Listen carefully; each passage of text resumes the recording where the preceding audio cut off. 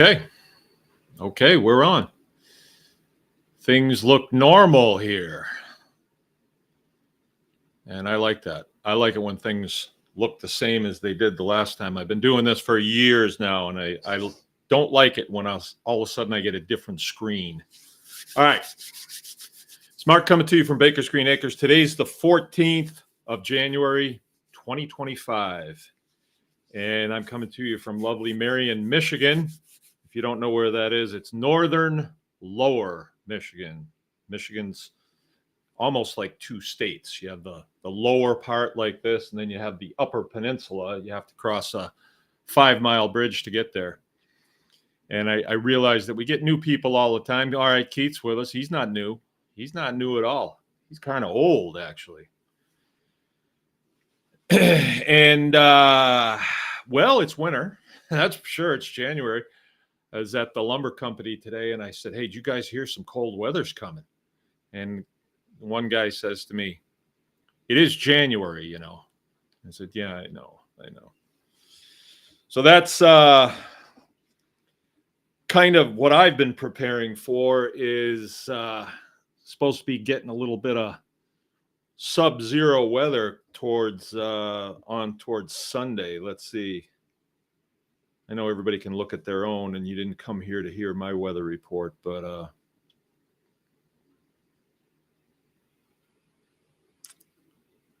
yeah, Sunday it's supposed to be the high of 11 and the low of 2. Monday, high of 2, low of -3. Tuesday, 10, -5. Wednesday, 20, 10. So we got some cold stuff coming, and it's cold now. It's 18 outside right now, and I don't know. Is it 18? It's not 18. I thought it was down at 15. Well, 18 right now, and it's going to warm up at 9 o'clock to 19 with 80% chance of snow. So yeah, it's winter. It's winter. And, you know, we kind of go through this every year, except like last year was pretty mild winter. So I wouldn't be talking about the weather if it wasn't going to be brutal.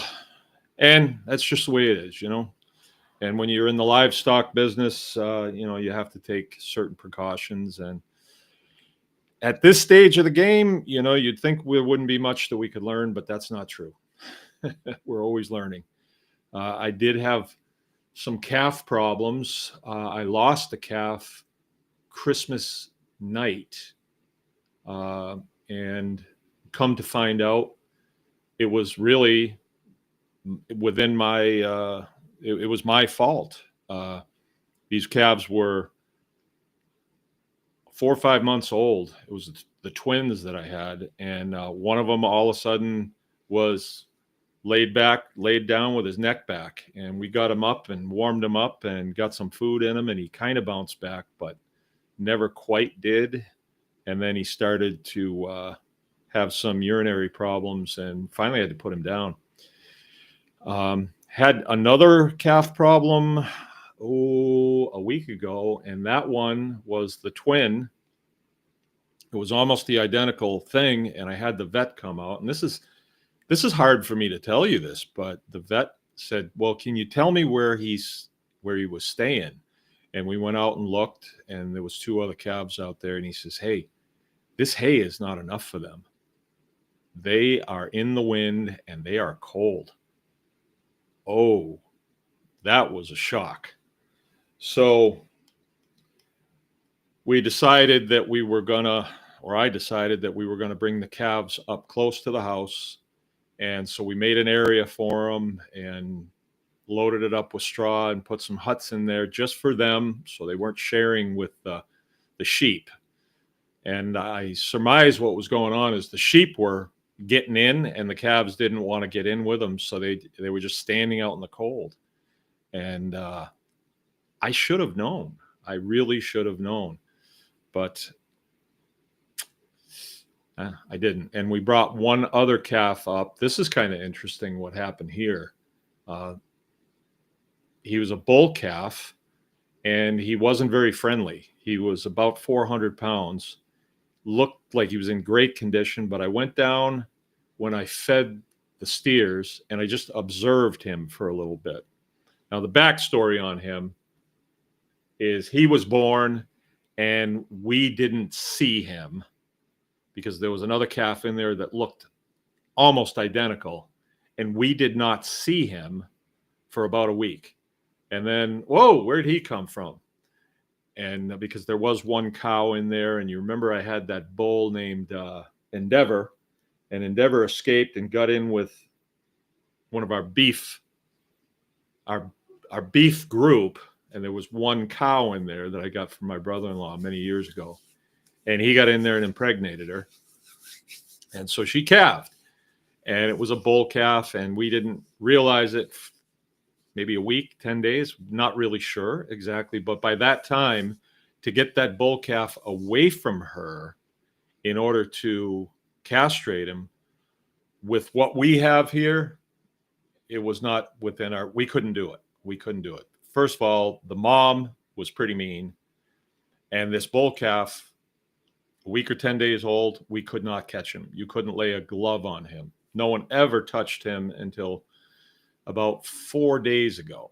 And I went down and I observed, and I noticed, hey, the bigger cows were pushing him away. They wouldn't let him in at the bale. And I noticed he looked a little raggedy. His hair didn't look good. So I came to the house and I said, let's see if we can chase him out and get him up and get a rope around his neck and get him in with the other calves. Maybe he'll settle down. Well, we did. We got him up. Jim got a rope around his neck, and he wound up tripping and falling, and Jim laid on him. And I said, hey, let's castrate him now that he's laying down. So we roped off his back legs. We couldn't get a band on him because he was too big. His testicles were too big. So I decided I'll cut him. And I'd never really done a calf before like that. All right, Dave Duncan's with us. Kenna Hicks is with us. And so I did. It's just like doing a pig, sort of. And that was it. We let him up and put him in with the other calves, although he did have a halter on him now. And we tied him to one of the huts, so he'd have to stay for a while until he got some food in him and got his strength back. And Jim said, hey, he's still bleeding. He's still bleeding. And I said, no, he'll stop. It'll stop. It'll stop. And we left. Jill and I left. We needed to go into town. This was probably about 4 o'clock by the time we left. Got back at 7. We were just dinking around in town. Actually, I went to Myers, and that's why I want to talk about that store mentality that we need to break. Anyway, we got back at 7. I went out to check on him, and he was laying down with his head back, like, oh no, what's going on here? And I looked at him, and he was still bleeding. And it wasn't just dripping. He was thawing the snow, and there was a lot of blood. So I thought, what do I do? So Jill had the idea, okay, let's put cayenne pepper on his wound, and that should stop the blood. So I got some from her and packed it in there the best I could. Still coming, still bleeding. He's going to bleed out if we don't do something. It's late. It's cold. I didn't want to call the vet out, and he's got enough to do. So I decided, okay, I'm going to tourniquet it. So his sack was hanging down, and I got a piece of 550 cord, and I tied that off just as tight as I possibly could, and then knotted it. It was still squirting, just not as much, but still squirting. I thought, that's not good. So I got a spike, a long nail, and I put it in there, and I gave it one twist and then tied it like a tourniquet, and it stopped it. And he still seemed like he was in pretty good shape. He was up. He got something to drink. He ate. The next day we went out. He was laying down, and he looked okay, but not as good as he should have. And he kind of went downhill. And so finally yesterday, I called the vet at 1 o'clock in the afternoon because I wanted to give him time. Well, anyway, his schedule was too full. He couldn't come until 7 o'clock this morning. I said to him, I don't know if he'll make it, but I hope. 7 o'clock this morning, I went out, his head's up. He's looking pretty good. So Jill made a potion that I gave him yesterday. I shouldn't call it a potion. It was just 2 eggs, some colostrum milk, some molasses, and a cup of coffee. Shook it up and got it down his throat. And he seemed to kind of come around, like he kind of liked it. And so we did it again and again and again. So tonight when I did it, he was waiting for it, kind of. He's still not looking good, but I kind of think he's going to make it.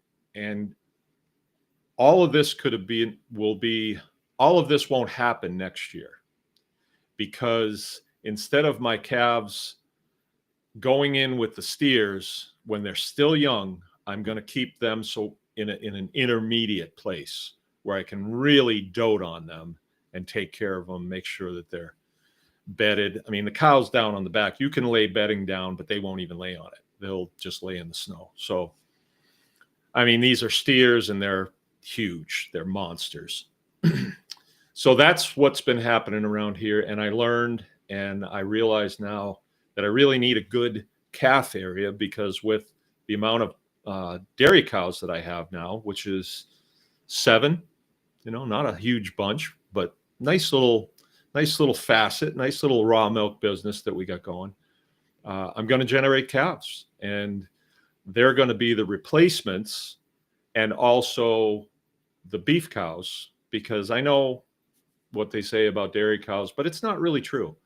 If you steer them, you castrate them, and then you graze them all summer, and they build up their stores, they do really well, and it makes really nice beef. So that's what I learned this week, and it's a little tough to tell you that, because you'd think I'd know better at this stage of the game, and I lost one, and I'm on the verge of losing another. So I hope I don't lose him.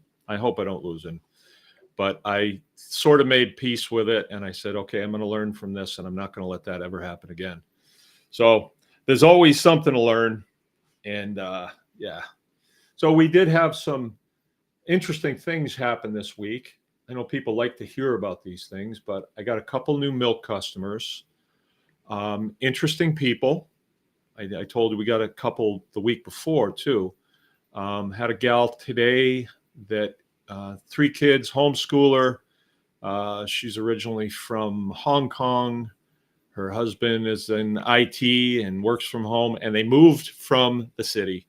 They moved from Ann Arbor, and they moved way up north of me, bought 40 acres, and now they're going to homestead. So when she came here today to get her milk, she was wide-eyed and ready to hear anything that I was willing to tell her. And we had a real nice conversation. It was really probably the highlight of my day, when people are interested in the homesteading business and are just energized by everything that goes on here. Feeling pretty good about that.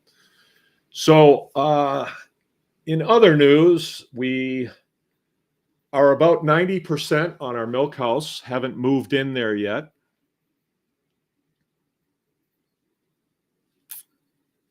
Okay, Joseph's with us. This must be Joseph Aramea. Very good beef stew meat. I ate that red meat on 1/13 Monday. Okay, good. Yeah, that was the Guernsey. That was the Guernsey, one of our regular gals that was here for a long time, and then she wouldn't take again. So we let her graze all summer, and then she was first in line for beef. And I did show you pictures of her. She was bright yellow fat, almost orange. And wow, what good beef that was. Really good. 8-year-old Guernsey cow. Yeah, really good stuff. Some of the best beef we've had. So it kind of throws the myths aside. Oh, an old cow, she'll be tough. No, no, no. It depends what they're on, before you process them. So she's very, very good. Yeah, we're about 90% on the milk house. Got a little bit more of the walls up yesterday. Still have one wall that we're going to do. And it's a concrete wall. So it was, excuse me, it was pulling a lot of the heat out of the room. And when I left there tonight with the heater on its lowest setting, it was 60 degrees in the milk house. So that is a victory right there. And of note, if you come here and see that, you'll see that the steel that we used on the inside of the building was the steel that we took off the roof when we had to tear the roof off to rebuild it. And so the steel's probably, it's got to be 50 years old. And it was really rusty on the outside, but the inside still was fairly still galvanized, still looked pretty good, but it's got some interesting rust patterns on it, and pretty neat looking. When Matt suggested that we do that, I was a little like, I don't know. This is like a food processing area, you think, and you say, oh, it'll look rustic, fashionably rustic, I think Matt said. So we did. We put it up, and the ceiling is insulated, and the walls are insulated, and that steel covers it, and it really looks. It's edgy, It's sort of like, if you went in a restaurant like that, at first you'd say, I don't know, but then you get used to it, and it's like, hey, this is pretty cool. It looks really, really rustic. I don't think it would pass muster if some USDA person came around. They'd say, oh no, rust, that will harbor pathogens or something. But yeah, it looks pretty good. We got it cleaned off. It's dented. It's definitely not straight. It's not even a hint of straightness, but on the inside, it's going to do fine.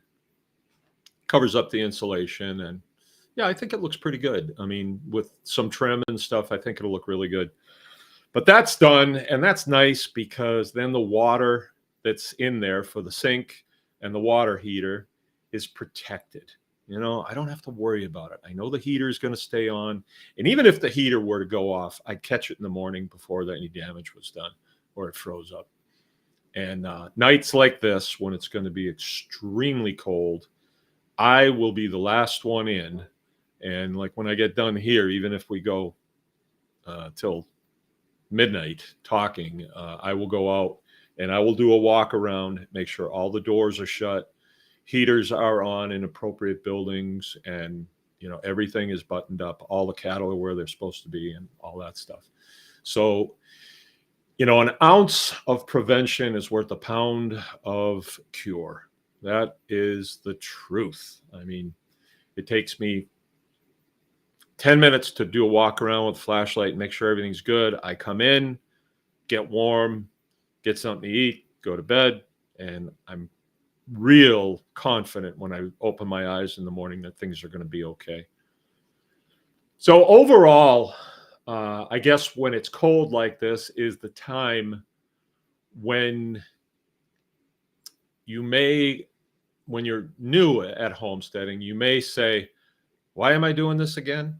And that even creeps in at this stage of the game with me. I'm totally committed to this.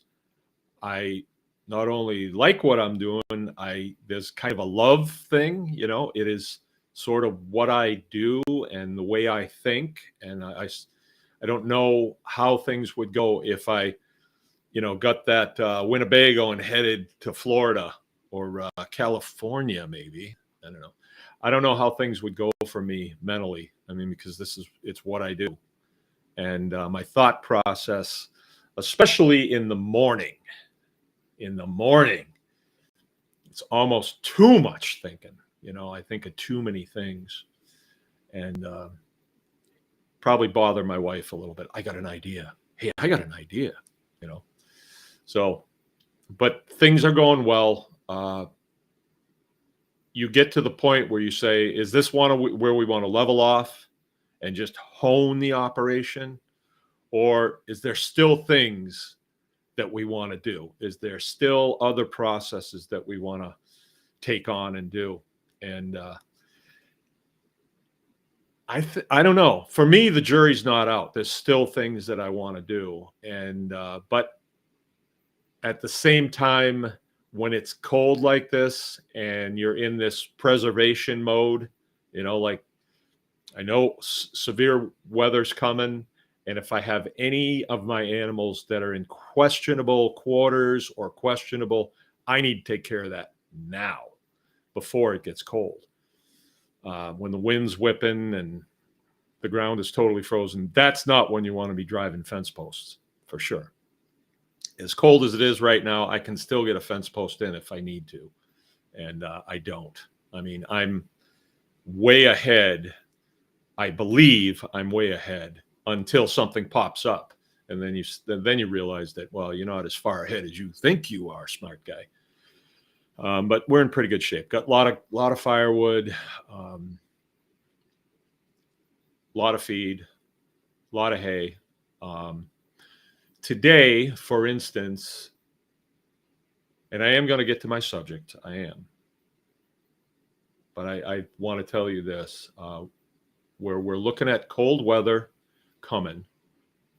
And we had some sunshine today, and it may have been, 18 degrees, but still it was better than when the wind's going sideways and you can't see. That is not the time when you want to be butchering a beef. Not the time. So we made the decision this morning with the weather. Okay, we don't know what tomorrow's going to be, but today is okay. We were going to do this today, but let's shift gears. And I kind of run it past my crew, which is me and Frank were milking today. Me and Frank milk on Tuesdays. And then Jim was doing his stuff. So I run it past them, and we've got a guy that's working for us, Josiah Hookwater. He's a local kid that worked with us this summer, and he's working out real good around here. And he's training for the fire service. So part-time job is a good thing for him, and he's really good. He's really good. Anything I ask him to do, he just does it, and nothing stops him. He's organized. He's a nice guy. My kids like working with him. So we made the decision, hey, we're going to knock down another beef. So we went down, and we've only got about 3 or 5 or 6 inches of snow on the ground. And so my tractor tires will still make it down to the ground. When we have a lot of snow, that's not the case. And the way we do beef at this stage of the game is we drive the tractor down to where the beef are and shoot the beef, pick out the one that we're going to do. So I picked out the biggest one because by this time next week, we could have a foot of snow. So I would stand a better chance of getting a smaller one by 100 pounds up the hill to the area where we need to butcher. So I picked the biggest one, and this guy was a monster, 3-year-old Hereford, and shot him.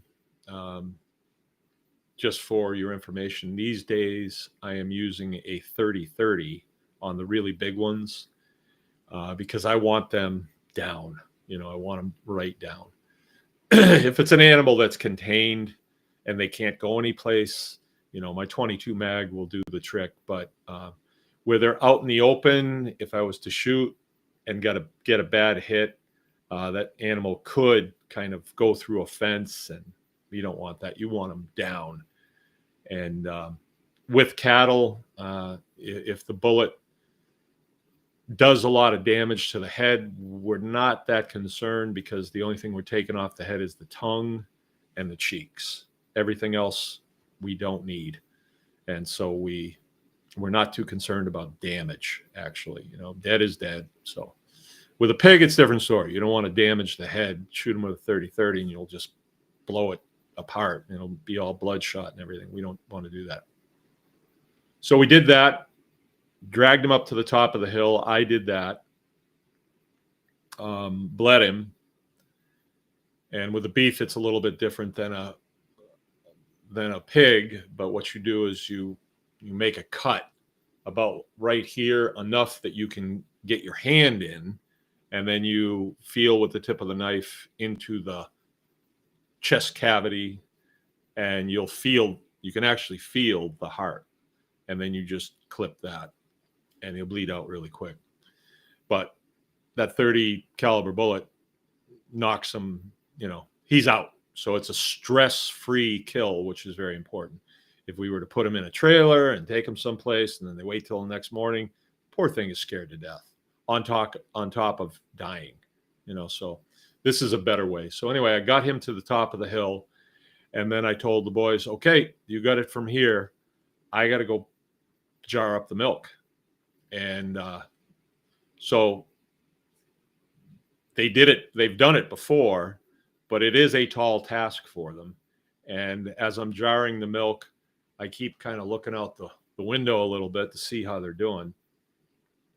And they got the gambrel on them, no problem. They got them lifted up, got them all skunned down. The hide was in a pile. The head was separated, and they were going to it. And I look out there and I think, there's 3 young men, all right? Frank's not quite a young man yet. Yeah, I guess he is. He's 13. Jim's 15, right? Josiah's 19. And this is a fairly complex, heavy task to do.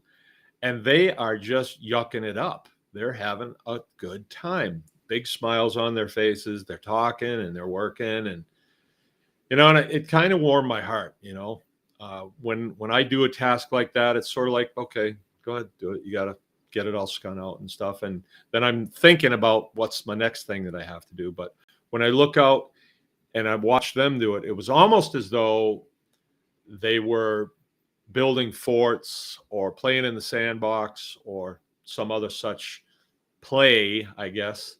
But they were having a fine old time. And when they were done, it was just before lunch. He was completely scun out, completely gutted out. They did an outstanding job, got the front hoofs off. I couldn't be more happy with the job that they did, and did it cleaned up. And so now we have a beef that's in the shop that we killed 2-3 days ago. And now we have one hanging outside the shop. So let the cold weather come, because we will be in the shop with the wood stove going and the torpedo heater going, and we will have plenty to do. And that's the place to be when it's -10 outside. You want to be in there working on something. Of course, we still have all the other stuff we have to do, but we won't be driving down into the back and shooting a beef and trying to get it up the hill, especially if the wind's going sideways and stuff. We've done it, but it's always better to plan. That 4-letter word, in my wife's half of the family, they don't like that word. They call it a 4-letter word. But over on my side, we plan. And we plan according to the seasons, according to what we have happening, according to priorities, like if there's a malfunction in a major system, a water system, electrical system, that gets priority, because we can't do anything until that's straightened out. So we do a lot of planning, and I want to touch on that tonight. The subject, let's see, the subject is moving away from the store mentality.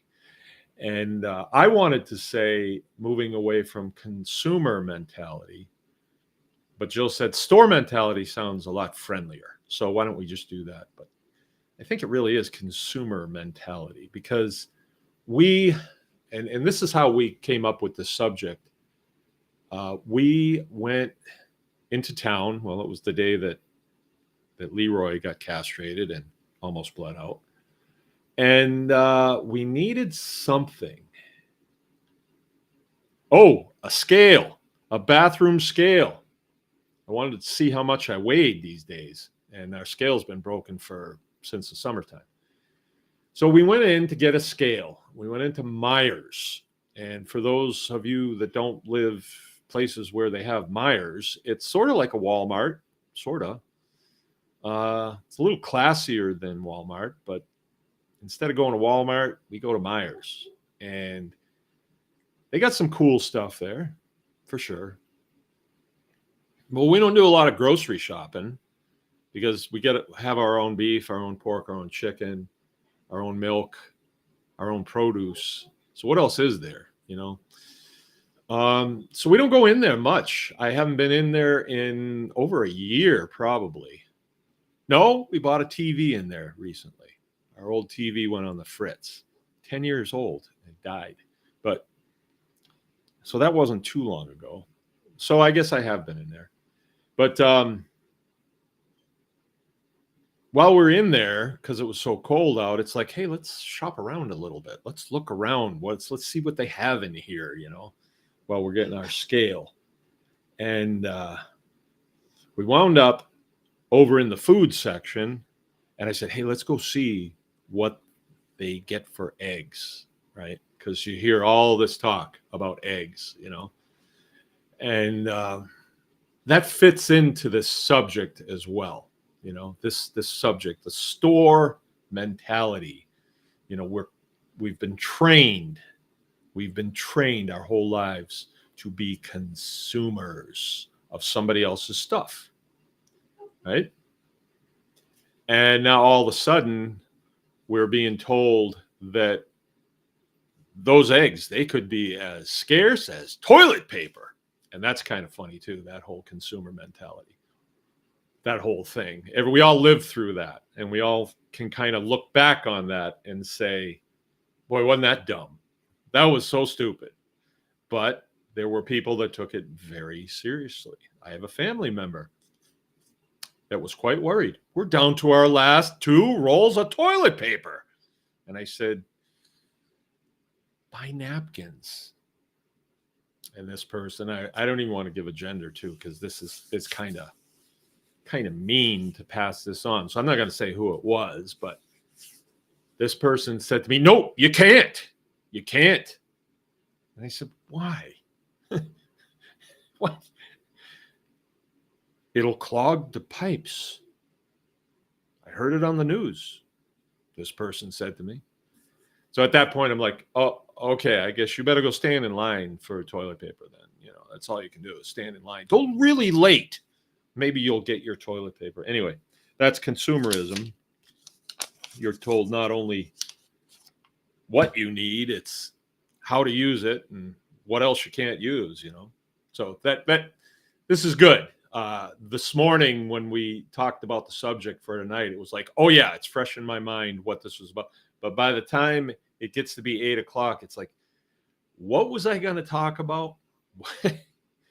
So now it's all coming back to me. It's all coming back to me. And I think that for me, I'm not telling you guys what to do, but for me, the things that I like to talk about are things that have served me well, like mindsets that have served me well, right? And when we went into the store the other night, it was right in my face. It's like, yeah, I'm glad I don't have to depend on this. So the eggs they ranged from, I think like $5 all the way up to like $10. And there was a few of the $10 eggs left, but not many and some of the shelves were cleared. No eggs.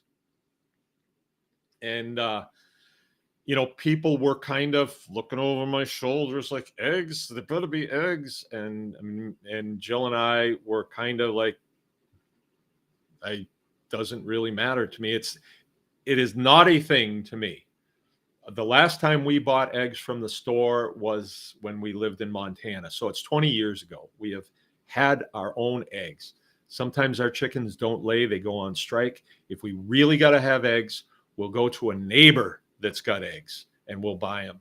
But the last place we're going to go is the store because they're not the same. They're not as good, right? So we've already adopted the anti-consumerism mentality or the anti-store mentality. It's like, if I need this and I don't have it, I'm going to look to my neighbors first. Or even if they're not my neighbors and people I don't know, but they're selling eggs out by the road. Oh yeah, I'll take those. Oh yeah, I'll take them. Before I'm going to go into Myers and get the eggs, because what's the origin of those eggs? What did those chickens eat? How does that whole thing work? Being in this business, I know that there's a couple ways of doing it, and some of it I don't want anything to do with. I don't want to support it. So I feel as though if I support it, then I'm kind of condoning it. People can do what they want, but I have strong convictions about what I'm doing and the animals that are entrusted into my care. And I'm hoping someday I'm going to get a well done, my good and faithful servant, because of the way we treat the animals. And I haven't always been 100%. It's not like I've never slapped a cow or done something that I'm unproud of, when it comes to animals, or cursed at them or yelled at them or, scared them in some way. But I really try to not do that now. And I part of what drives me is when I am on my way in the house and I realize, oh, I didn't bed the cows. I didn't break a bale of straw in there from them. And then part of me wants to say, I'll do it tomorrow. But they got to sleep in there tonight. And then my father used to say to me, be a man about it. Be a man. So what would a man do? What would a man do? Not just some dude, but what would a man do? A man would take care of those animals first. The welfare of the animals comes first. Period. End of story. They eat before you do in the morning. You take care of them first, right? So that's what I am really trying to make that part of me, so I don't even second guess it. I'm taking care of those animals tonight, right? Just like the facilities, I take care of them tonight. That comes first, right? So anyway, we came out of the store and it was almost like you shake off this old shell that you had on it. And on the ride home, we were kind of like, boy, I sure am glad that we don't have to depend on that store for our existence. I'm glad we don't have to. I'm glad we've gone through the steps and the heartache and the learning to have a homestead or a farm, I guess. I don't know what you want to call us. I think we're a farm that provides us, we pay into it with our blood, sweat, and tears, and it pays us back in sustenance, right? And our sustenance is something that I would take. Okay, for instance, on the way home, we're in town, and it's me and Jill, just us, driving around my new pickup, and we're feeling cool and everything. Hey, why don't we go out to eat? Like we can enjoy each other's company a little more and stuff. And Jill's kind of like, okay. And then I'm kind of like, yeah, why don't we go home and we can cut up some of that beef and we can fry some potatoes in beef tallow and watch a TV show. Yeah. And so poor Leroy, he probably would have been a dead duck if we'd have gone out to eat. And going through all that, you go in, you sit down, you're wondering who's sitting near you. Oh, is that guy's going to bother me? And take your jacket off, and you get a waitress with an attitude. Maybe she's got a pierced nose or something. And, you never know what you're going to get. And then the food, it's all just factory farm food, so they can put lipstick on it, but it's still just the humdrum old food. You don't know where the beef's coming from. It doesn't taste nothing like our food. So we said, yeah, let's go home. So we did. And more, that's what we do. When we don't, we pay the price. And I've paid the price. Because we fall back into that mentality, because when we first started here, we had a bunch of little kids. We did things, like we have this store that we go over to in Clare, Michigan, and it's an Army Navy surplus store, General Jim's it's called. And we used to go in there with the little kids, and they would just have a hoot buying stuff, junk. Some of it's still hanging around here, but just junk, but it's cheap, and they feel like they're getting it. And then we would go to this place called Berselli's, and they had a pizza buffet. And so we could feed the whole crowd of kids in an environment where if the kids are out of line and stuff, it doesn't really matter that much. And so now the kids are all grown up, but we got a request, hey, when we go into General Jim's, and this is from a 27-year-old man saying, when we go into General Jim's, we go into General Jim's anytime, because he wants to take his son in there, my grandson. So, oh yeah, well, sure, we're going to go to General Jim's. And we go to General Jim's, and what do you do after General? You go to Berselli's to get pizza. So we went. I like pizza. The pizza don't like me, but I ate some, and I figured if I'm going to have one piece, bring me a Dr. Pepper too. I don't know why I did it. But then this morning I had a terrible headache. So there you go. So I'm going to get that cleaned out. And I won't do that again for probably a year. And then I'll do it again. But excuse me. So what goes with the store mentality? I guess from the position that I'm in, I get to see it in my customers. And then it reflects back, and I say, how is it that I do that too? How haven't I broken away from that completely? Because I definitely haven't. The store mentality in my life is, oh, I got Ebels over here.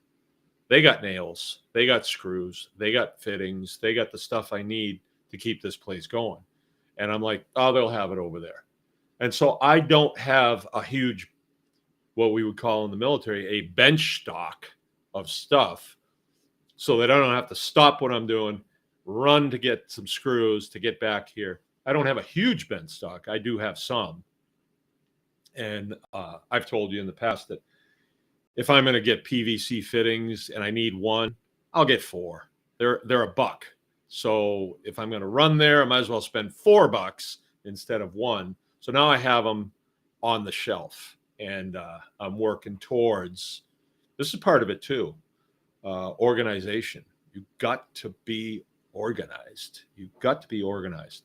In the store mentality, you don't, because, oh, they'll have it over there. I'll just go get one and then come back, and, I can always run to the store again if I need to. For me, it's 5-6 miles. So it's, by the time you clear the register, it's better part of an hour out of and talk with people, which that always happens over at Ebels. Friendly people, friends. I consider them friends. Always been good to me. And if you ever visit Baker's Green Acres and you get bored with us, go over to Ebels. Yeah, go to the hardware and the general store. Yeah, really good. They don't pay me to say this. I go there all the time. I like going in the store and talk with people, and Yeah, small town. But so I guess I haven't broken away from the store mentality when it comes to that type of stuff. Not as much as I should. But when it comes to food, I would say we have.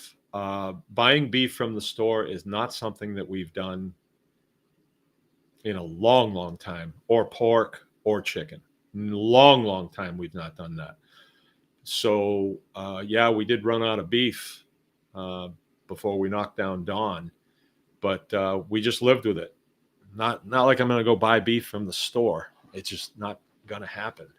So we just lived with it and waited until it kind of moved things along. Like we need beef, so let's knock her down as soon as it's cold.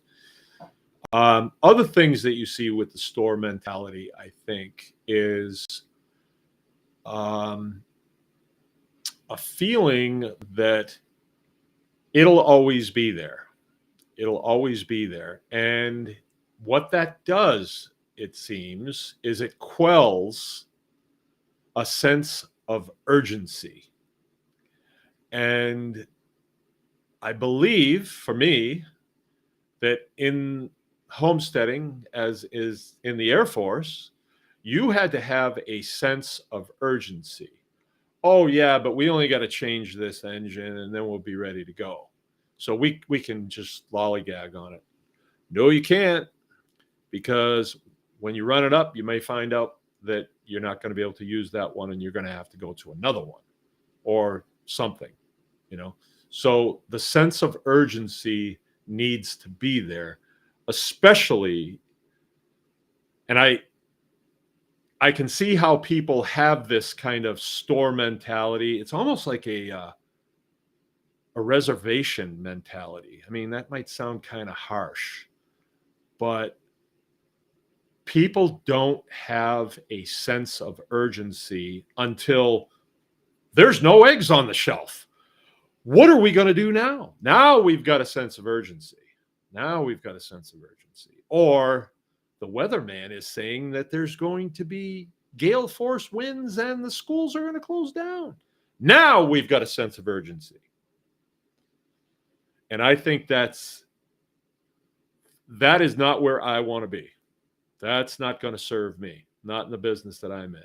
I got to have a sense of urgency all the time. And so as I run through my mental checklist, I'm running through keeping this facility up and running, all the systems that are vital: electricity, water, heat, running them through all the time. Like, are we okay? Are we okay? Are we okay? Are we not? Are we just okay, or are we having excess? Are we in an excess mode? Is where we want to be. Now, electricity, you might say, what are you storing that up someplace?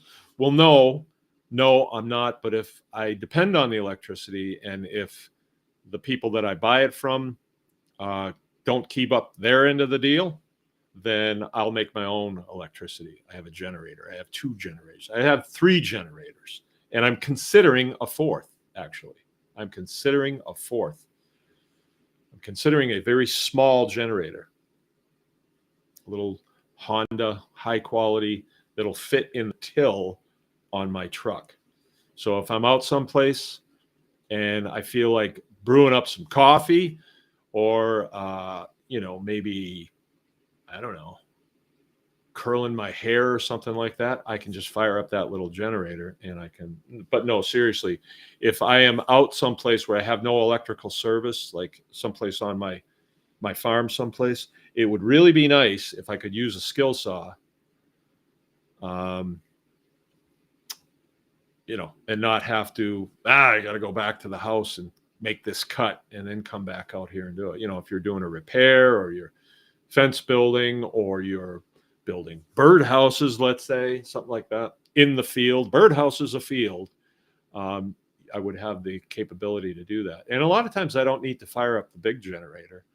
If we have a temporary power outage and all of our stuff is done, the milking's done, we're not butchering chickens that day,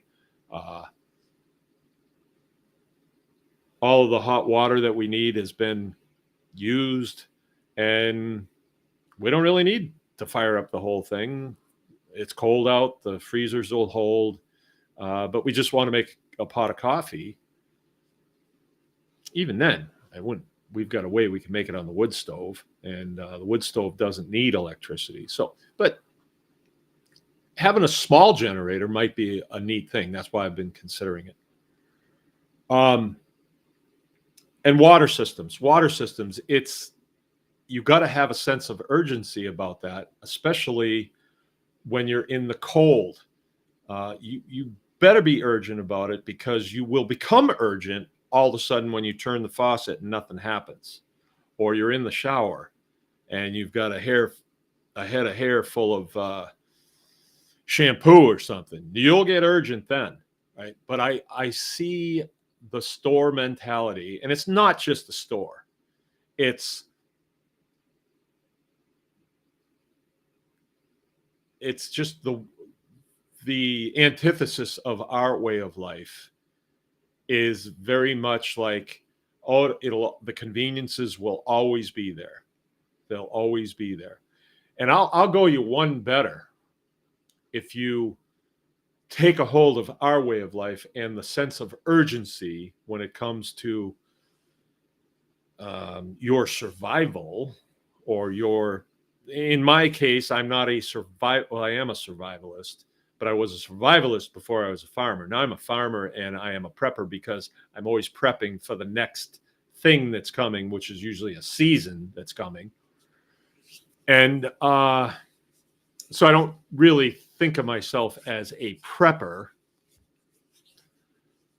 but I am always preparing for the next thing that's coming. Like, I'm getting ready now for this cold weather that's rolling in, right? I'm going to get ready for it. I don't want to wait until Sunday morning and it's 4 below and think, ooh, I wonder if those calves have bedding. No. I want to know, yes, they do have bedding. I know because I took care of it. Now I'm going to go out there and I'm going to put my eyes on them. They're in their huts. They're looking at me like, yeah, so what? And there's no problems. Just looking at it, I can say that is secure. That system is running the way it's supposed to. I know it's bad out. I know it's very cold, but they're okay. And they need to be okay, because calves are worth a lot of money. Plus, more than the money. It's like, I'm in charge of that being. I'm the head guy here. So the life of that animal depends on me. And I actually had something happen yesterday that I'm going to tell you about. I told you, I got a couple things I want to tell you about. I told you that yesterday about 1 o'clock, I'm looking at this calf and I'm thinking, he looks good. Yeah, he's worth a lot of money. He is. Calves are worth a lot of money right now. But moreover, and I got this saying from the series that we watch, and I highly recommend any of you homesteader types, especially you international homesteading, your people would really like this. It's All Creatures Great and Small. It's a story told by a veterinarian in England prior to World War II. Just the life and times of a veterinarian that does farm calls, large animals, small animals, just really neat. It's a series, so you can watch it, and you can watch an episode, and then the next night you can watch another episode. It's good, clean fun. There's nothing in it that you wouldn't want your kids to see. Maybe a little kissing, but nothing else, really. No, nothing else. And I think it's like a masterpiece theater thing. It's really good, but it's a veterinary practice, and the top guy his name is Siegfried, and he's always preaching to these two young vets. One's his brother and one's this other guy, James Herriot, that he's always preaching to, like as they're going out the door. Remember, he'll say, remember, the welfare of the animal comes first. And the first time I heard it, it's like, yeah, okay. But no, that took root in me. This is what I am doing. I have been blessed enough to be able to do this full time. I didn't create these animals. Who did? So who's put me in charge of these animals? I better be a man about it and take care of these animals. I better be. And when I know I've done everything that I can and an animal is still sick and going to die, I have peace with it. And here's one example, and I'll tell you another one. Yesterday, when it was 1 o'clock and Leroy wasn't looking too good. I mean, I'm looking at him thinking, yeah, he'll probably pull through. Doesn't. And I wind up with a dead calf. Have I done everything that I can? Okay, so I tourniqueted him. I gave him the potion that, well, potion sounds kind of witchy, but the concoction that Jill came up with, you know, the 2 eggs in it and a cup of coffee in it and some milk and some molasses and some colostrum powder. And I gave that to him. That usually works. I gave that to him. I bedded him real good. I have him in a hut. I've done everything I can, but then it came into my mind, you know what? A vet call right now would cost me better part of $100, but I can do it. And I kind of feel like I don't want to put my vet out, but wait a minute. That's his job. That's what he advertises that he does. That's how he pays his bills, by my vet calls. So I thought, what am I apprehensive about? Boom, I called. Hey, I have done everything I can with this calf, and I am in need of veterinary services. Can you help me? Okay, I'll tell him, and he'll get back to you. Well, he got back to me at 5 or 5:30 and said, my schedule's kind of tight. I can't make it till 7 in the morning, which set me back on my heels but I know this guy and he's a high integrity individual. So he probably felt like, yeah, I'll go over there after this call, after this call, after this call, and just couldn't do it, you know, because he's only one guy and other people's animals are as important to them as my animals are to me. And it wasn't like he was putting me at the bottom of the list, but he says, I can't make it until 7 in the morning. So I took him at his word and I said, okay, we've done everything we can. I'll call you in the morning if I think it's the thing to do. And he says, fair enough, right? As soon as I said that, I was totally relieved. I've done everything I can. I've done everything I can. You know, I suppose I could do a rain dance or something, but I already prayed. I did. I asked God to save this little calf. And I promise I won't overlook what I overlooked before. I promise I won't. And I'll make good on that promise. Time will tell, but I'm telling you, I will make good on that promise. And so as soon as I had done everything I could, I had total peace with it. I went out before I went to bed. I looked at him. His head was up. Not like he was doing an Irish jig or anything, but his head was up. And I said, okay, I've done everything I can. Went to bed. He was the first animal that I checked this morning, and his head was still up. And so we did what we could for him. We gave him the concoction again, and we made sure that he had fresh bedding, and I put some fresh hay in with him, and he kind of pushed it around a little bit. He did eat some. I gave him some grain with molasses on it, and he did eat some of that. And Jill looked at him, and she said, oh, he's going to make it. He's going to make it. But he has to rebuild his system. He lost too much blood. And losing the blood, that was totally me. That was totally me. I just assumed that he would clot up, and he didn't. So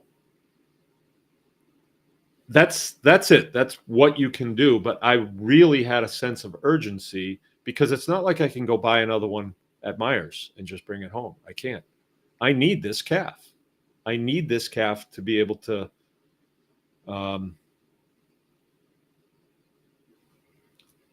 for beef in 2 years. He will be a beef animal in 2 years. I'll give you another example. I told you I lost a calf Christmas night, and it was the same thing. He took a turn for the worse. It may have been something that we did. I just felt as though he needed mineral in his diet. He wanted water. I gave him water, and I put a little bit of salt in it. And he sucked that stuff up so fast. I thought he needs salt. So I gave him a little more. So he had maybe total a tablespoon of salt. And he was in a weakened condition. And then he seemed to really perk up, but then he started to urinate blood. And I had not seen that. So it was like, it's Christmas night. We're supposed to be over at my son's fire station to have Christmas night with him. Everybody was going. We sent the steaks, and I said to Jill, "You better go. I'm going to have to stay here with him, and I'm going to call the vet." Hey, I know it's Christmas night, but that's what vets do. That's what they signed up for. So I called them. I was a little apprehensive because it's Christmas night, but the life of the welfare of the animal comes first. End of story, right? I would have liked to just walk off. Oh, dead calf.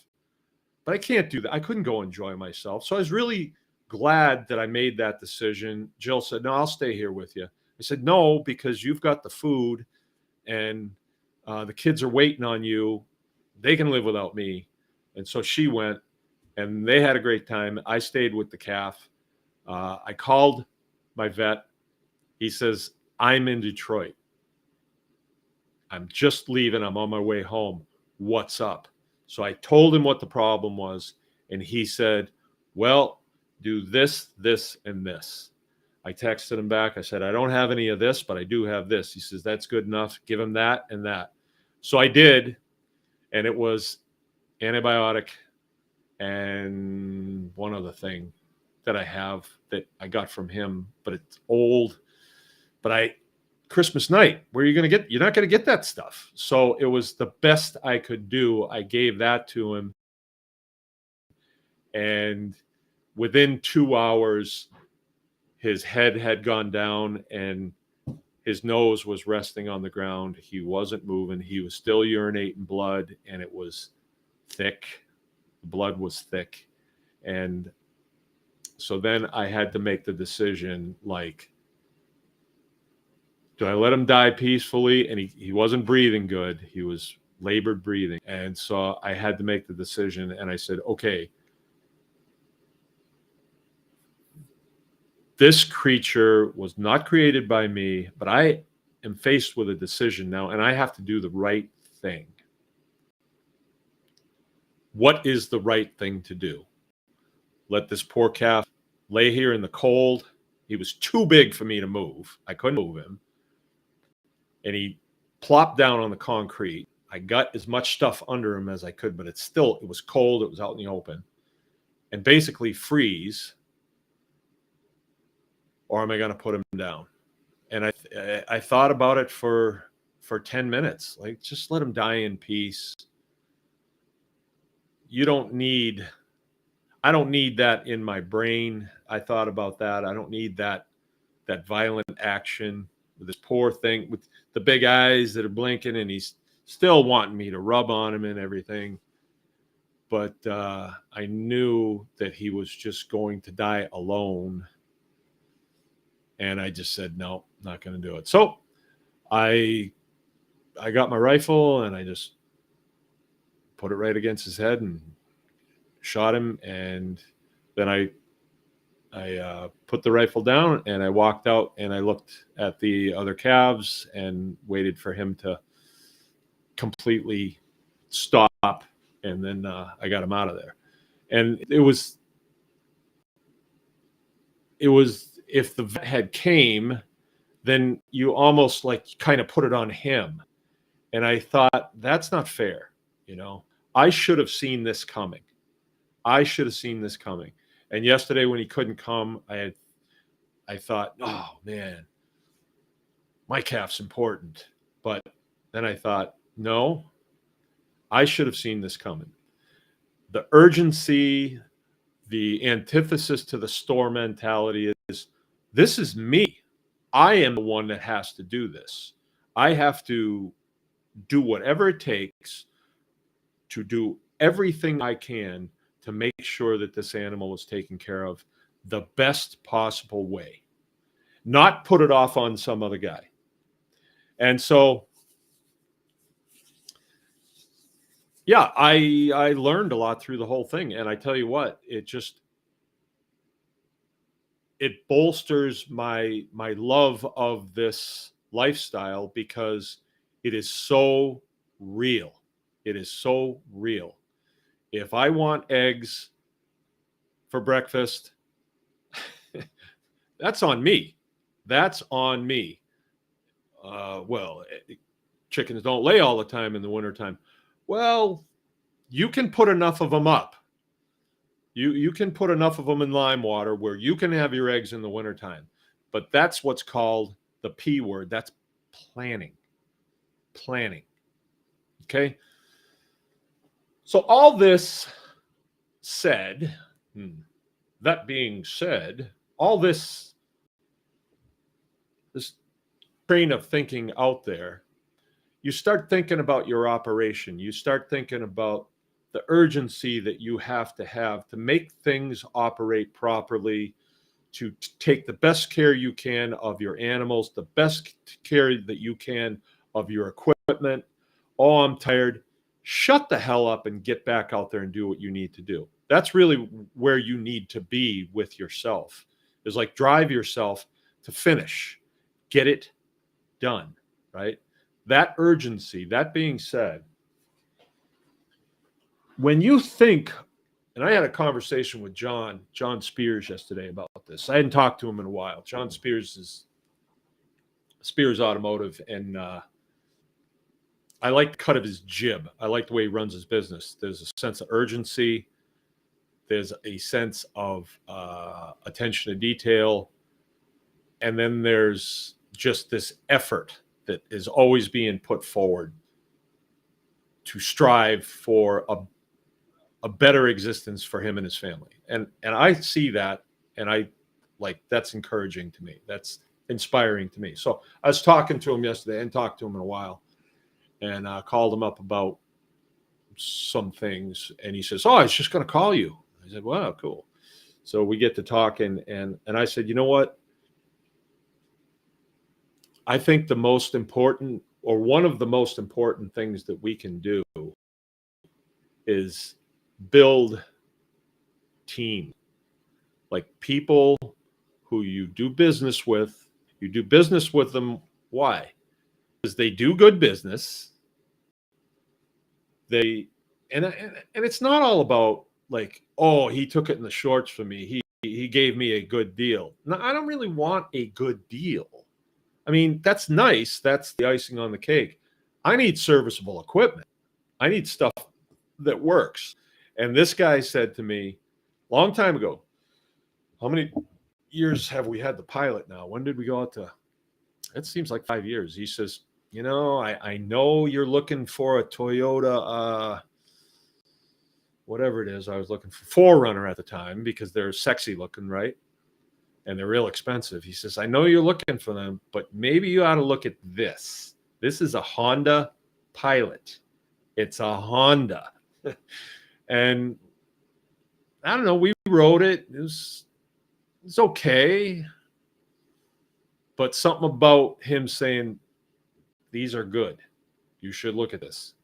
4-wheel drive, you know, it's kind of nice. Jill liked it. I think she liked it more than me. And we needed it. So I was like, okay, all right.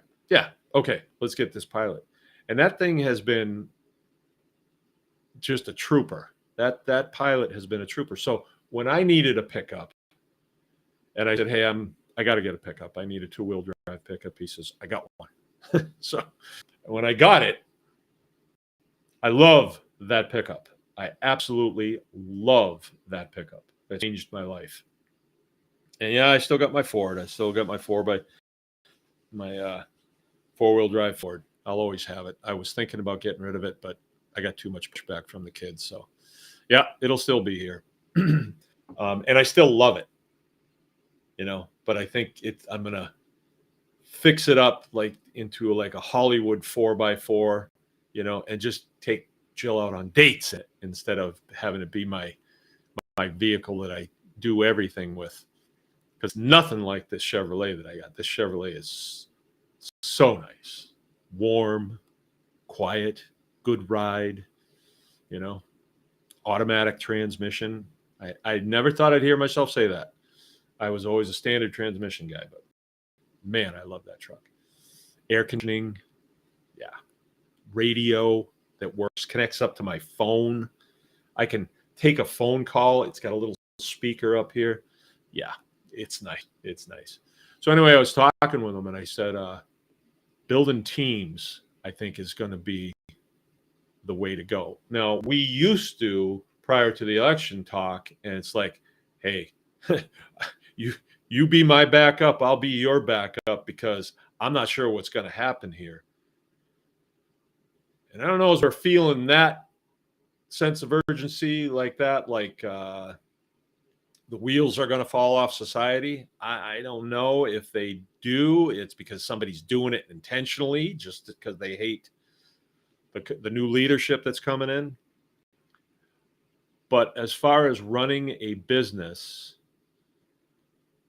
and prospering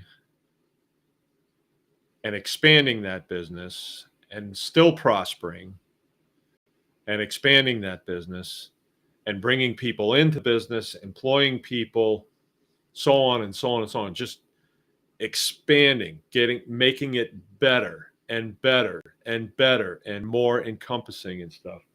That's going to take teamwork. That takes teamwork. And I can tell you, when I was in the military and you were part of a team, you did not want to be the weakest link in that team. And there was, sadly to say, on occasion, I felt like the weak link because I did something that I wished I hadn't done. And that could have been something like showed up late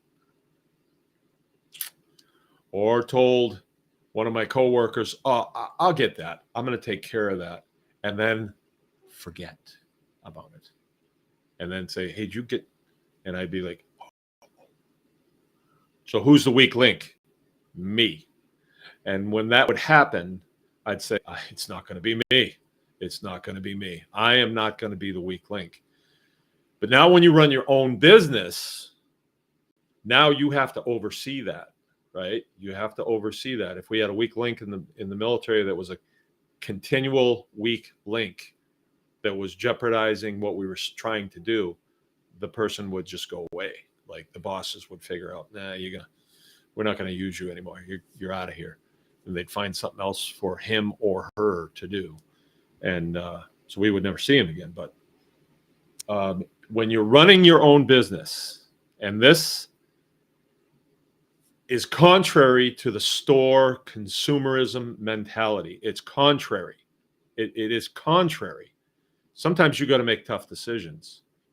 If you have somebody that wants to be part of your organization in some shape or form, but they're constantly late, or say they'll be there and don't, or yeah, I'll fix this. They damage something, say I'll fix it, but then never do. Or you just don't know what they're going to do because what comes out of their mouth does not even remotely line up with what they do. You're going to make the tough decision. And it is a tough decision, very tough decision. But you don't want to go down with that ship. You don't want to be taken down by a person who is lackadaisical and doesn't do what they say or say what they're going to do, show up, do what they say they're going to do. You have to cut them loose. You got to cut them loose, because when you have that element coming in to your sphere, you got to deal with that, and that takes time. And usually people like that contribute very little to what your mission is. Very little. They're not involved with the farm. They don't buy anything from the farm. I don't know why. I don't know why that is. They never take a class here. They never do anything, but yet they become a tear on your organization. And you got to make the tough decision. Yeah, that's a tough one. And but that comes with that antithesis of the store mentality. Oh, everybody gets to come. No. And we have we do the same thing with our customer base. If somebody is continually not paying or writing bad checks, I don't think that's happened, but just say it did. Or, like with our milk customers, your day is this day, but they show up a week later and they can't get it through their head. No, you had to get your milk last week. Well, yeah, but I couldn't come because I was in the hospital. That's an excuse. I don't come looking for your milk. Call us and say you can't come get it. That's called dependability, reliability, accountability, right? If you can't hold up your end of the contract, let somebody know, or else we've got, gallons of milk in the fridge and you don't show up. What the hell? We need to know, I've got people that sometimes they can't make it that day for whatever reason. I get a text. Hey, I'm not going to be here till tomorrow. Is that all right?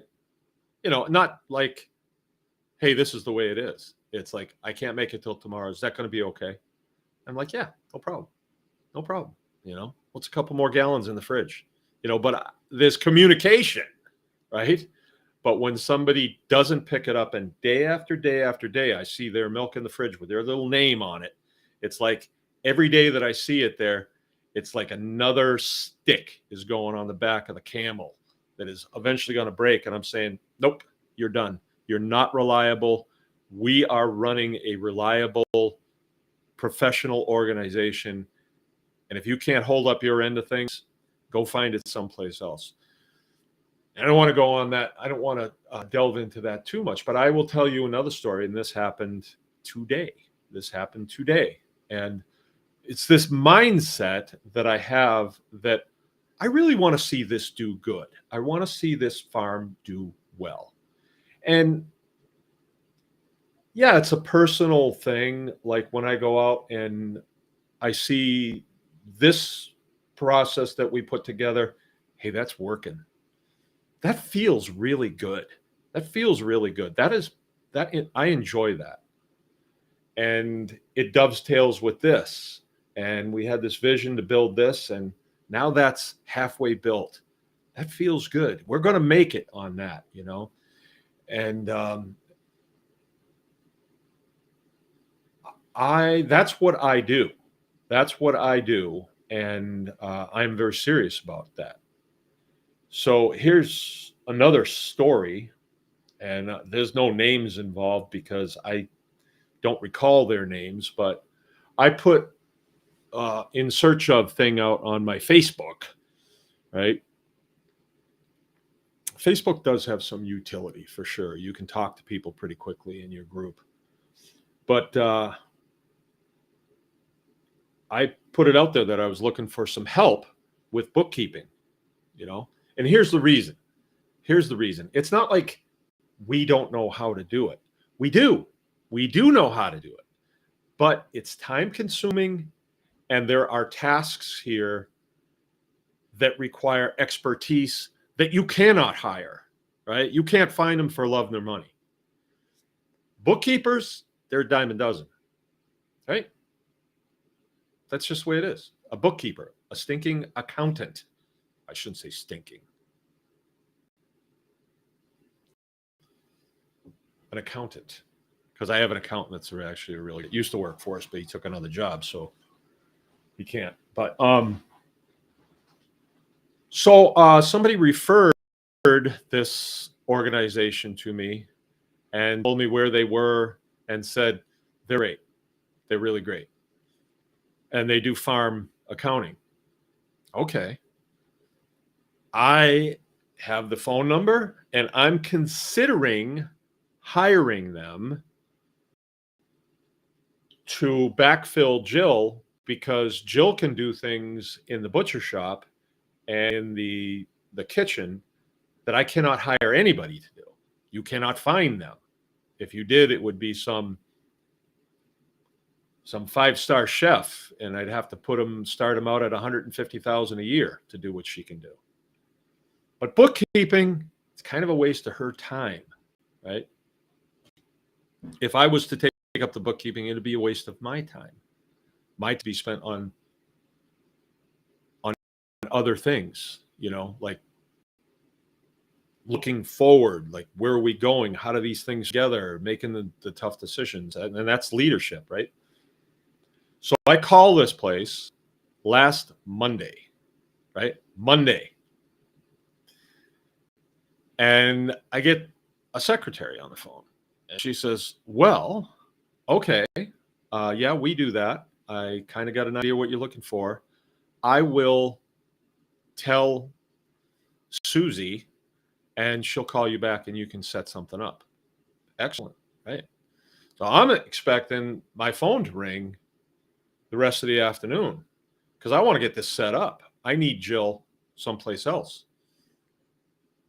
My phone doesn't ring. I'm like, well, okay. Okay. Not good. Not good. If I'm going to hire somebody, they advertise their services. I call them and they don't call me back that day. That's not good. But then I try to be like, well, these are civilians. They don't take things seriously. They're accountants. Just have a little grace here. She'll definitely call you tomorrow. Probably should expect a phone call before noon, I'm thinking. And an apology. I'm sorry I couldn't call yesterday, but my dog died or something. No call. So by noon, I'm like, no, we're already getting off on a bad foot. An accountant, you have an accountant, they're doing the books. If I have a question on the books, I want to get somebody on the phone right now. You're going to answer the phone when I call it. Unless I get an answering machine and I leave a message, I should get a phone call within minutes or 15. If not, I'm going to be hot. And that's the purpose of the interview is, are you going to serve me? My end of the deal is I pay you money. Your end of the deal is you have the answers that I need. I'm giving you access to these books to give me the answers that I need when I need them. So I don't get a phone call until today. And as I kid you not, I had my phone in my hand and I'm looking for that phone number because I'm going to ring them and I'm going to say, was this an oversight or did you mean to blow me off for 10 days? Right? Because maybe there was a mistake. Maybe the girl that took my phone call had taken the vaccine and died. I don't know.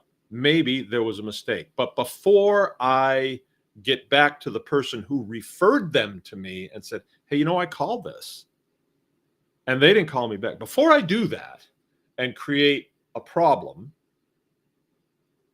right? Because I don't want bad referrals. I don't give bad referrals. I don't want bad referrals, right? But before I do that, I'm going to see, did something happen? Is there a legitimate reason? And I'm looking for the phone number on my phone. My phone rings. Huh, that looks familiar because it had the name of the accounting firm or business. I don't know if it's a firm. It might be some trailer someplace. And she says, yeah, I'm just getting back to you, but Susie got the message, and she can meet with you on between 9 and 10 on next Tuesday. And I said, really? And I'm thinking, and my job is not to tell businesses how to do business. I either do business with them or I don't. And this little voice, the little angel voice on this side is, have a little grace. These, be a nice guy and don't cause any stink or anything like this. Be a nice guy. The little guy on this side is like, hang the phone up, right? So I said, well, okay, but I'd like her to come here. And she says, oh, well, I'll have to check with her and see if she can. And then I can hear someone else in the background, come there. Like I can't hear it. And my mind is swirling and I don't want to cause a stink. And I say, okay, I'll take the phone call next Tuesday. And I'm off the phone. Then I come up to the house and I said, is it just me? Or does this set you kind of on edge? You get blown off for 8 days and then you get scheduled for next Tuesday. Today's Tuesday, a week, another week. I think I'm the one that's doing the hiring here. Am I not? Anyway, it just kind of set me on edge. And I came up to the house, said something to Jill, and she said, not much, because she didn't want to get me going. But then I thought, no, this business is very important to me. I am not going to hire somebody that takes their own business so lackadaisically that they don't get back to a potential customer for a week and then schedule you out for another week. Like on the 21st, when I would be speaking with her, if she was just a dud, then I'm 2 weeks out from when I'm seeking a bookkeeper. So I called back and I thought it through. I don't want to get into a well, why don't you want to meet? I don't want to do that. I just called back and I said, yeah, I'm going to pass. Appreciate you taking my phone call. Take it easy. See ya. Boom. And left it right there. But do not hire substandard performers. Don't do it. Pass, even if they're cheap, even if they're free. Pass. If you're serious about your business, if you have a sense of urgency, and that store mentality does not exist, cannot exist in your life. It can't. Not if you're going to go to the next level with your business. So another thing about the store and consumer mentality comes from, the toilet paper thing. They convinced people, number one, and I can just see some guys in a really plush library someplace smoking cigars, with $100 bills, lighting them and saying, watch this. Watch what I can convince these schmucks to do. How easy was it for them to convince us that we're all going to die because we won't be able to wipe our little bums after we take a dump because there's no toilet paper, because this guy's hoarding it and this guy, how easy was it for them to convince people with a lot of letters behind their names? They've gone to universities and gotten really good degrees, that we're in trouble here because we don't. How easy was it for them to do that? But like here, it's like there's other ways besides toilet paper. I can probably name you 10 right now. If there's no toilet paper, you will be okay. You know, there are ways to do that, to handle that, to do a workaround. But the consumer mentality, you know, you've been told that the only thing you can wipe your little bum with is, you know, toilet paper, and it better be soft, or you're just not treating yourself properly. You know, it better be soft. And so we're convinced as consumers, as store mentality people, that you need this, you need this, you need this, you need this. And if you mention in polite company that you don't use this, oh, you're some kind of heathen. Well, part of the anti-store mentality is to develop a thick skin. And it's like, I don't care what you say, you know. I've told you guys, and I know I kind of go out on a limb, and who cares, right? Guy's kind of weird. But when I was overseas, I was in the Philippine Islands, and I was issued new uniforms, different uniforms than the ones that I got there with. I was issued tropical uniforms. And I said to the guy that was issuing the uniforms, hey, can I get some underwear? And he says, no, you don't wear underwear with these. I said, you don't wear underwear? No, in the tropics, you don't wear underwear. You don't want to. You'll get crotch rot. So I wore underwear for a couple of days. I'll show you. I'm civilized. I wear underwear. I got my Hanes. I'm going to wear my Hanes. Guess what? I started developing early stages of crotch rot. And so I did what I was told, and I ditched the underwear. And, you know, underwear is one of them things that you're told that you need, but in reality, you don't. And it's just an example of things that you're told that you need, but you really don't. Oh, do you not wear socks either? No, I wear socks. You need socks. Believe me, socks are good. And I do wear socks, but underwear, no, I don't. And hey, he's weird, tells us he doesn't wear underwear, but it's an example of that consumerism, right? Remember the guys that used to sing that song, and they were the Fruit of the Loom guys, you know? Oh, get me some of that. I want some of that Fruit of the Loom stuff. That looks good. Boxers or briefs? How about neither? You know, it's just an extra thing that takes up space in my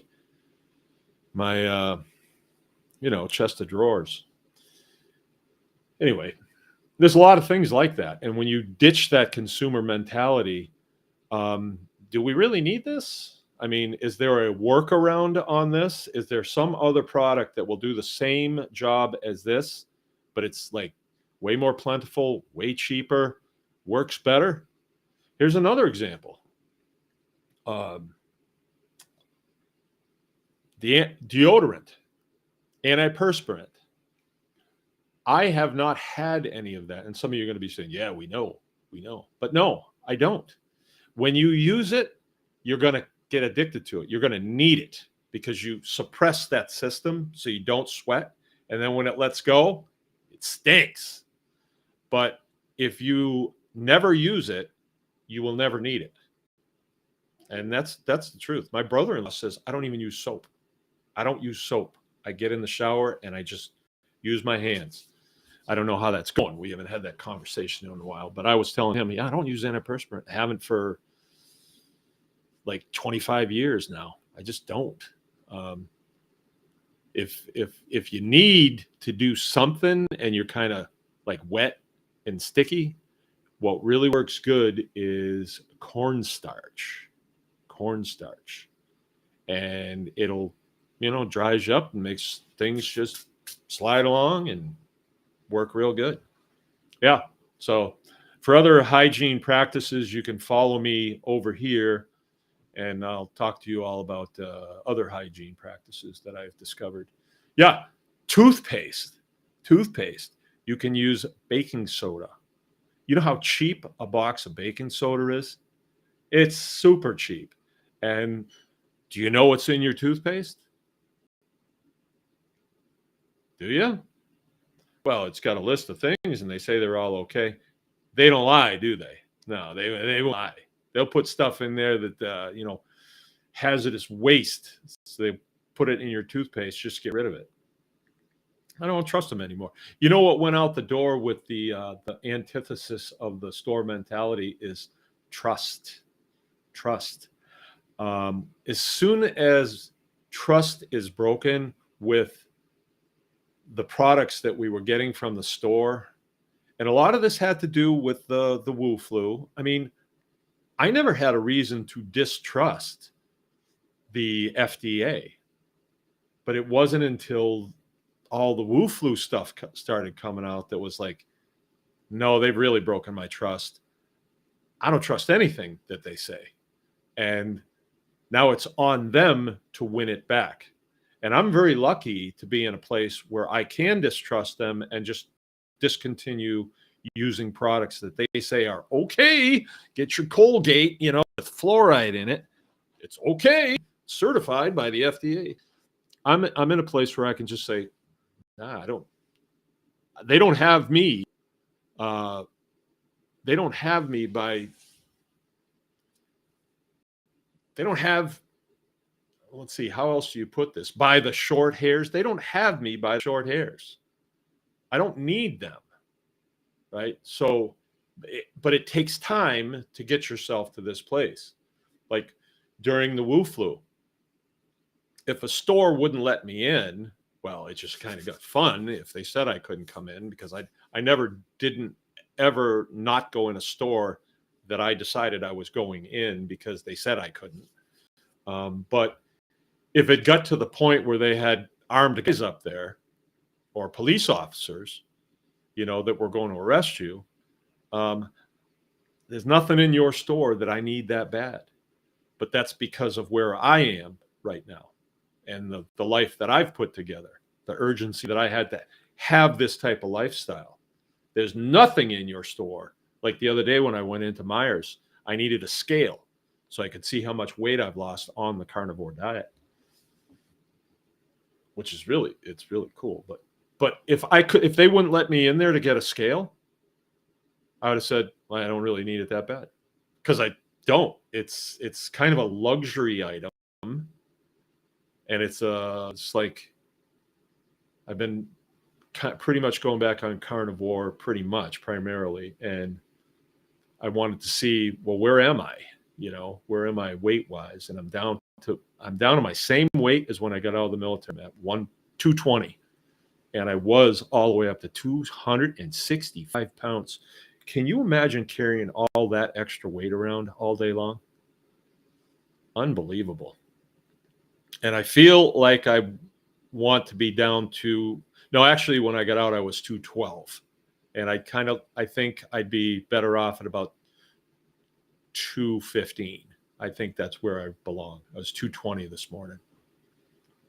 Okay, well, enough of that.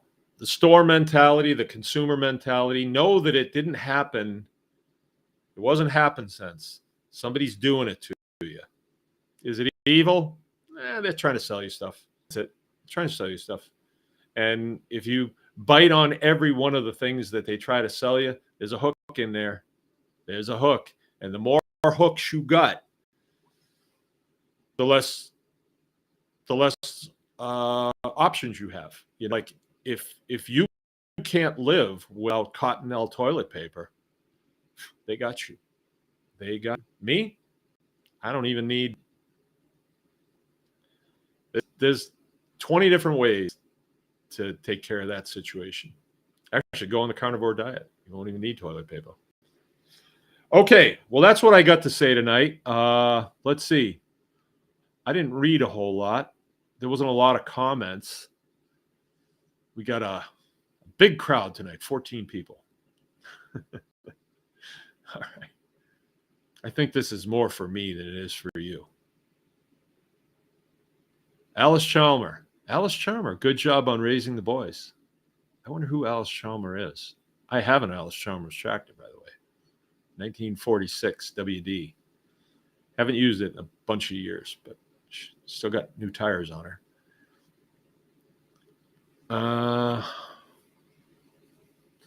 Intentional says we'll have to look it up. I don't know what I said. Being an accountant does, yeah. And David Duncan says, I quit years ago. Quit what? Taking showers? Quit being a pain.